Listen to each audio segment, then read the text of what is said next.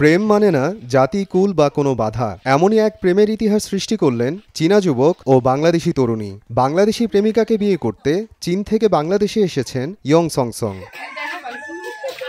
জানা গেছে, প্রেমিক যুবক ইয়ং সংসং পেশায় একজন ইঞ্জিনিয়ার। তার বাড়ি চীনের জিয়াংশু প্রদেশে। প্রায় 1 বছর আগে ভার্চুয়াল হ্যালো টক অ্যাপসের মাধ্যমে বাংলাদেশি তরুণী সুরভি আক্তারের সাথে তার পরিচয়। বন্ধুত্ব থেকে প্রেম, তারপর প্রেমিকাকে বিয়ে করতে বাংলাদেশে ছুটে আসা। আমি ইংলিশ শেখার জন্য অ্যাপসটা ডাউনলোড করি, তো তার সাথে আমার একটা গ্রুপে কথা হয়, পরিচয় আস্তে আস্তে হওয়ার পরে সে আমাকে SMS দেয়, দিয়ে আমাকে বলে যে আমরা ফ্রেন্ডশিপ হতে পারি, তো ফ্রেন্ড হতে পারি। তো আমি বলছি কি ঠিক আছে, আমরা ফ্রেন্ড।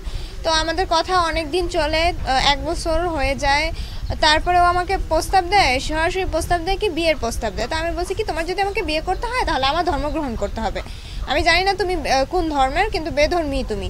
আমার ধর্ম মুসলিম ধর্ম গ্রহণ করতে হবে, কারণ আমি মুসলমান। তো বলতেছে কি যে ঠিক আছে, আমি মুসলিম ধর্ম গ্রহণ করব, আমি বাংলাদেশে আসব।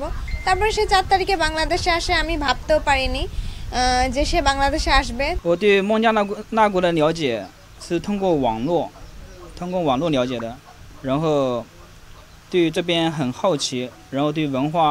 বন্ধুত্ব যখন ছিল তখন আমি ঠিক জানতাম না, এমনিতে দেখতাম যে তার সাথে টাইপিং করতো, তো আমি এতটা খেয়াল করতাম না। যখন রিলেশনে যায় আমাকে বলে, আমার বোন আমার কাছে সব কিছুই শেয়ার করে, এভরিথিং।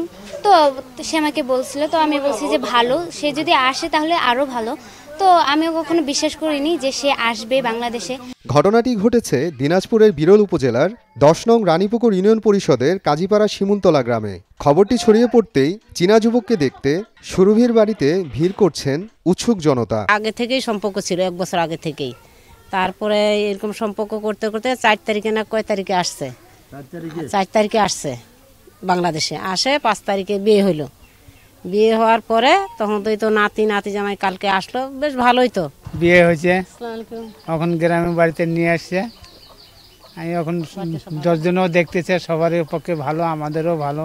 সুরভি আক্তার বিরল উপজেলার রানীপুকুর ইউনিয়ন পরিষদের কাজীপাড়া শিমুলতলা গ্রামের অটোচালক নূর হোসেন ও গৃহিণী সাথী আক্তারের মেয়ে। সময় সংবাদ, দিনাজপুর।